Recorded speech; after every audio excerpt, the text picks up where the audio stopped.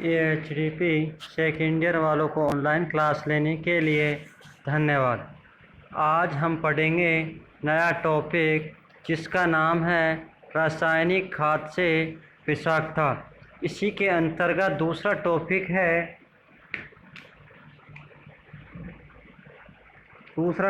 है कृषि रसायन द्वारा विषाक्तता।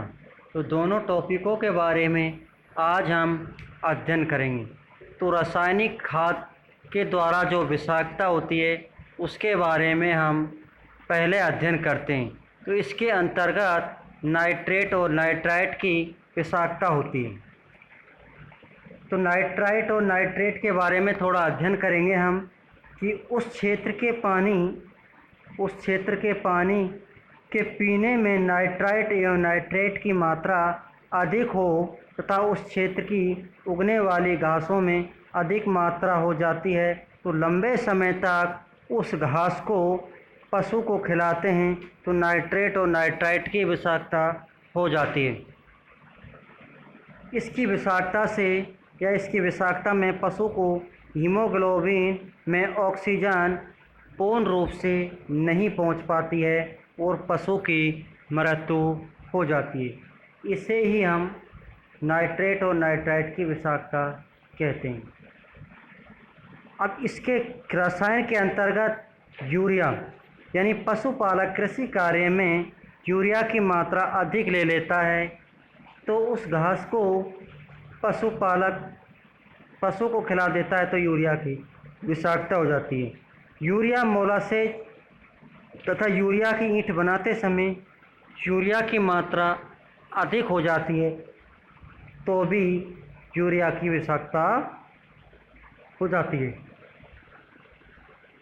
एक स्वस्थ पशु को प्रतिदिन 400 ग्राम यूरिया प्रति दिन खिलाना आवश्यक होता है।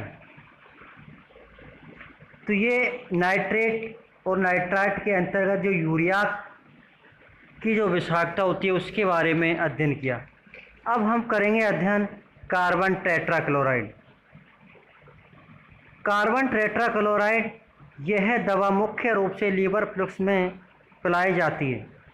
जब इसकी मात्रा अधिक दे दी जाती है तो कार्बन टेट्राक्लोराइड की विषाक्तता हो जाती है। यानी यह दवा मुख्य रूप से लीवर फ्लूइड्स के लिए काम ली जाती है तो इसकी मात्रा अधिक हो जाती है तो इसकी विषाक्तता हो जाती है।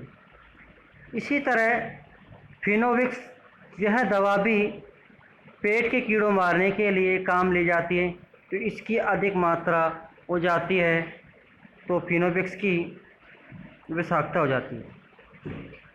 इन सभी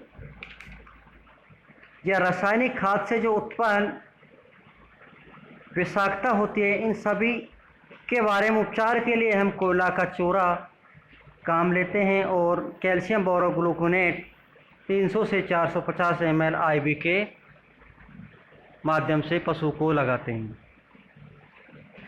अब हमारा दूसरा टॉपिक था कि कृषि रसायन द्वारा विषाक्तता।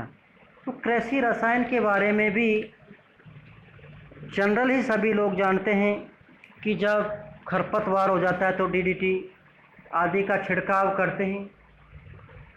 मिथाइलिन या एल्ड्रेन आदि का उपयोग कृषि क्षेत्र में करते हैं।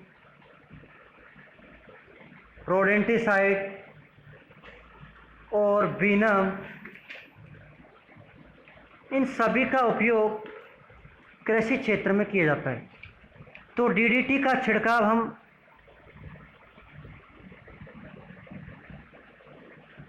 चारे को या घास को ख़त्म करने के लिए या खरपतवार को ख़त्म करने के लिए हम करते हैं।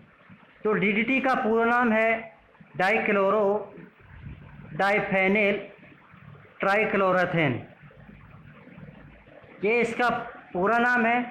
तो इसके अंतर्गत क्या होता है, जब फसल पर इसका छिड़काव किया जाता है तो उस फसल या घास या चारे को पशु खा जाता है तथा पानी को पी लेता है तो DDT की विषाक्तता पशु को हो जाती है। इसके अंतर्गत पशु को निम्न लक्षण आते हैं: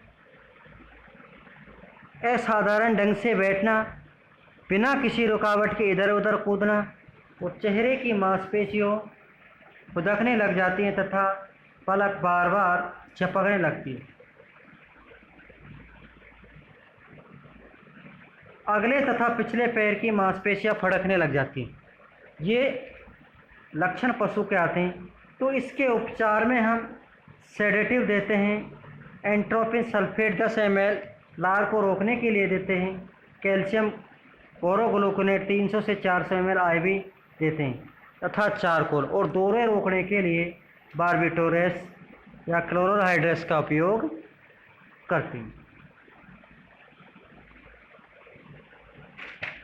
इसी तरह एल्ड्रिन, तो एल्ड्रिन का उपयोग भी हम कृषि क्षेत्र में करते हैं, यानी गेहूँ आदि में दीमक से बचने के लिए एल्ड्रिन का उपयोग करते हैं। तो उस या एल्ड्रिन का उपयोग किया उस घास को या उस पौधे को या उस पानी को पशु पी लेता है या खा लेता है तो एल्ड्रिन की विषाक्तता होती है, तो उसके भी DDT के जैसे लक्षण आते हैं पशु को, और वही उपचार के लिए उपाय काम लेती है। अगला है कृषि रसायन के अंतर्गत हर्बिसाइड। जब फसल में अनावश्यक घास पौधे उग जाते हैं तो उनको ख़त्म करने के लिए विभिन्न रसायन डालते हैं। तो उस घास को पशु खा लेता है तो हर्बिसाइड्स की विषाक्तता हो जाती है। तो इसके लक्षण भी वही हैं, बिना किसी रुकावट के इधर उधर कूदना, चेहरे की मांसपेशियां फड़कना, अगले तथा पिछले पैर की मांसपेशियां फड़कने लगती हैं, और पशु को बेहोशी सी महसूस होती है। तो उपचार के लिए हम इसमें एंट्रोपिन सल्फेट, कैल्शियम बोरोग्लूकोनेट, बारबिटोरेस, क्लोरोहाइड्रेस आदि का उपयोग करते हैं। अब है रोडेंटोसाइड। यह दवा चूहों को मारने के लिए गुड़ आदि में मिलाकर काम लेते हैं। पशु मालिक की असावधानी के कारण पशु से कई बार चाट जाता है तो पशु मर जाता है। पशु मर जाता है यानी रोडेंटिसाइड। यह दवा चूहों को मारने के गुड़ आदि में मिलाकर रखते हैं, तो पशु मालिक की असावधानी के कारण पशु खाया चाट जाता है तो पशु मर जाता है, जिसमें मुख्यतः रूप से 2 औषधि काम में ली जाती है: जिंक फास्फेट और रेड स्किल। ये साल्ट इसके रोडेंटिसाइड के अंतर्गत काम लेते हैं। तो इसके अंतर्गत पशु के निम्न लक्षण आते हैं: उल्टी होना, पेट दर्द होना, म्यूकस मेम्ब्रेन नीली पड़ जानी तथा पशु के दौरे पड़ जाती हैं। उपचार के लिए हम अमाशय को खाली करने के लिए वोमेटिंग जैसी औषधि देते हैं और चारकोल आदि का उपयोग करते हैं। दौरों को कम करने के लिए बारबिटोरेस का उपयोग करते हैं और कैल्शियम बोरोग्लूकोनेट 300 से 400 ml IV के रूप में देते हैं। अगला है सर्प के काटने से होने वाली विषाक्तता। तो इसके अंतर्गत भी क्या होता है, कई बार पशु को सर्प काट लेता है और पशु के अंदर विषाक्तता फैल जाती है। सर्प को काटे हुए भाग को सूजन आ जाती है तथा पशु की आंखें उतनी चौड़ी हो जाती हैं, अधिक लार गिरती है और पशु सुस्त होकर मर भी जाता है।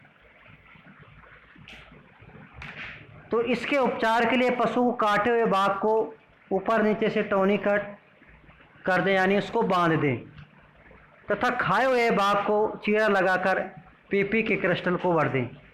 एंटीबायोटिक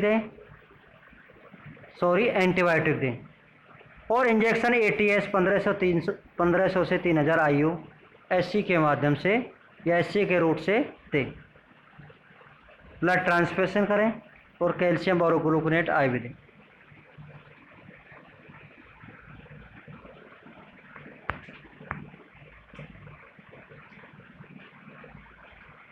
अगला है बी स्ट्रिंग।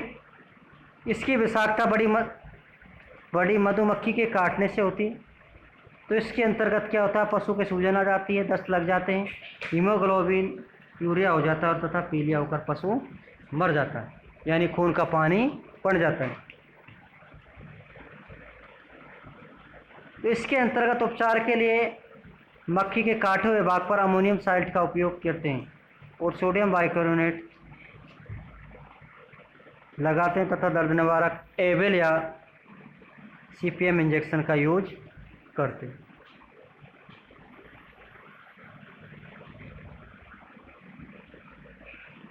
अगली विषाक्तता है फंगस द्वारा विषाक्तता। इसके अंतर्गत क्या होता है कि पशु के आहार जैसे बांट, साइलेज, चारा, भूसा, अनाज